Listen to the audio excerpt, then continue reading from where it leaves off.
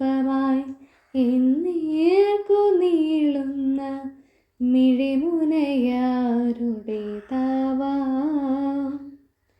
ഒരു നറു പുഷ്പമായി എന്നേർക്കു നീളുന്ന മിഴിമുനയാരുടേതാവാം. ഒരു മഞ്ജു ഹർഷമായി എന്നിൽ തുളുമ്പുന്ന നിലവുകളാരെയൊത്താവാം. അറിയില്ല, എനിക്കറിയില്ല, പറയുന്നു സന്ധ്യതൻ മൗനം മൗനം. ഒരു നറു പുഷ്പമായി എന്നേർക്കു നീളുന്ന